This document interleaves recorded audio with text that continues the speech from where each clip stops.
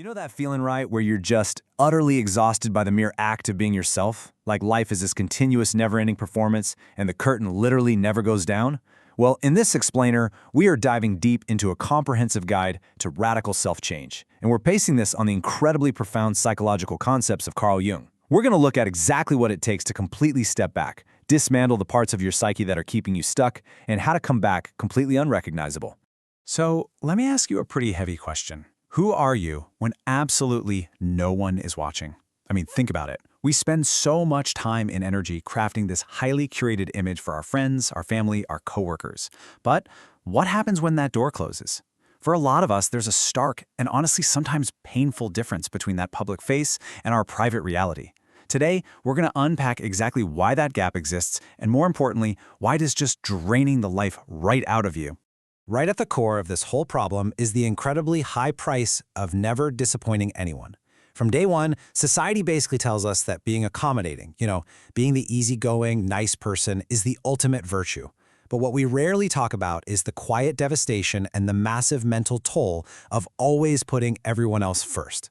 Sure, you avoid disappointing them, but in the process, you are quietly, fundamentally betraying yourself. Section 1. The mask you wear. So Carl Jung actually had a name for this mask. He called it the persona. It's basically the social mask we wear to satisfy the demands of society, and it usually comes at a massive expense to our true identity. Just think of your overly enthusiastic customer service voice, or maybe that forced smile you slap on to get through a grueling holiday dinner with extended family. Now, the persona isn't inherently evil, right? I mean, we all need a way to navigate social roles and just function in the real world. But the danger creeps in when you forget you're wearing a mask, and you start to actually believe that this mask is all you are. It sets up this really sharp contrast. On the outside, you've got the fake smile. This encompasses all the people-pleasing, that subtle begging for affection, and this relentless need for constant approval from everyone around you. But the actual cost, it's just silent exhaustion. It's the act of acting like a sponge for other people's pain and betraying yourself just to keep the peace. That bright, shiny outward projection is completely at odds with how heavy and draining the internal reality actually is. And look, being trapped in this persona comes with some really harsh realities. It looks like letting people walk all over you simply because you're terrified of conflict. It's constantly begging for affection because your self-worth is entirely tied to external validation. It's absorbing everybody else's problems until you literally have nothing left in the tank. Ultimately, you're surviving, sure, but you definitely aren't living. And honestly, that survival mode is quietly destroying your true potential. If you've been feeling this overwhelming urge to just pull away from the world lately, I want you to consider this. You aren't antisocial. You're just tired of fake people. And let's be real, you're probably profoundly tired of having to be fake yourself. This withdrawal, this sense of isolation you might be experiencing, it's not a character flaw. It's actually a symptom. It's a deep internal craving for absolute authenticity that is finally bubbling up to the surface. All right, Section 2, Meeting Your Hidden Shadow. Jung gave us another brilliant concept to explain what's going on beneath the surface, the shadow. This is the unconscious aspect of your personality that your conscious ego completely refuses to identify with.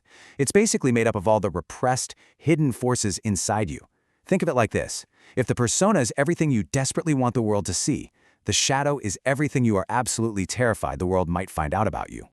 Which really makes you wonder, doesn't it? What are we all hiding in the dark? What anger, what desires, or deep-seated fears have we shoved way down into the basement of our minds just because society, or our parents, or our peers told us they were unacceptable? We bury these parts of ourselves out of shame. But here's the catch. They don't simply disappear. Not at all. They operate entirely in the background, secretly pulling the strings of our behavior every single day. And this brings up such a fascinating paradox about the shadow. We are totally trained to think of our repressed anger, our hidden desires, and our fears as purely negative weaknesses that we have to hide. But ironically, they hold the exact strength we actually need. The shadow isn't just some dumping ground for darkness. It contains raw, unfiltered energy. It holds your deep authenticity and your true power. For instance, that aggression you're always hiding, that could be the exact assertiveness you need to finally set some healthy boundaries in your life. So how does the source material suggest we actually use this to succeed? Well, it's not just about sitting around and intellectualizing the concept. It is all about taking action. The framework tells us point blank to stop avoiding what we fear and lean directly into it. We have to stop carrying psychological burdens that literally aren't ours to carry and stop absorbing everyone else's pain. Integrating the shadow means finally reclaiming that lost energy and redirecting it straight towards your own personal growth. Moving on to Section 3, the death of the ego. Now we have to confront the silent psychological damage caused by the ego. The thing about the ego is it loves comfort. It absolutely loves the known, even if that known reality is totally miserable. It's the very thing that keeps us stuck in these relentless loops of overthinking and self-sabotage. It's constantly whispering in our ear, trying to convince us that it's much safer to be unhappily familiar than it is to step out into the unknown and actually change. You need to let your old self die. Now, I know that sounds incredibly dramatic, but psychologically speaking, it is profound. You absolutely cannot become the person you want to be if you are desperately clinging to the person you currently are. That old structure simply has to give way. And because of that harsh reality, we really have to acknowledge the quiet pain of becoming someone new. Look, true transformation is not all sunshine and self-care days. It is deeply, intensely painful. It literally requires you to grieve. You have to actively mourn the loss of your past self, your old coping mechanisms, and sometimes even the relationships that were built solely on the fragile foundation of your old persona. So, how do we actually navigate this kind of collapse? Well, the source outlines a very specific rebirth process. Step 1 is all about radical acceptance. You have to make peace with the life you didn't choose. Step 2 involves aggressively confronting your own self-sabotage, which the text frames as killing the weakness before it takes over. And step 3 is to stop running. You have to find the immense courage to demand more from your existence rather than hiding from the life you actually want to live. If we look at the timeline here, we can see exactly how this entire psychological journey builds on itself. We started in phase 1 with the false persona, analyzing that mask we wear. Then we move into phase 2, the shadow awakening, where we face those hidden aspects of ourselves.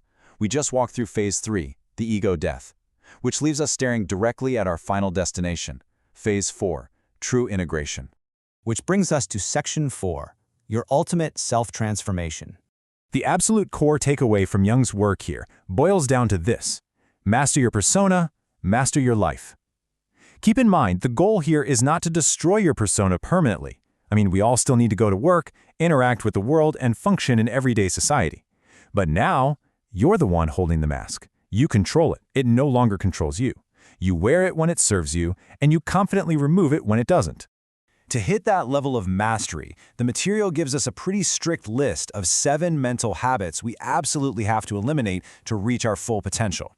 1. The need to please everyone. 2. Begging for affection. 3. Waiting for life to magically get easier. 4. Overthinking everything. 5. Holding on to emotional immaturity from the past. 6. Being kind to the point of self-betrayal. And 7. Running from your true integrated self. According to this framework, this is exactly how you disappear and come back totally unrecognizable.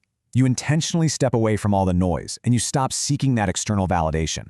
By diving deep into the shadow, enduring that ego death, and integrating those raw, unfiltered pieces of your psyche, you return to the world fundamentally and irreversibly changed. You come back whole. The moment you go silent, your plans become real.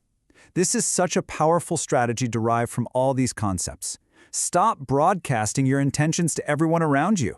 Real psychological transformation doesn't need an audience. It happens in the quiet. The whole idea is to do the intense internal work in silence and just let your eventual results make all the noise. Which leaves us with one final, pretty unavoidable. You know that feeling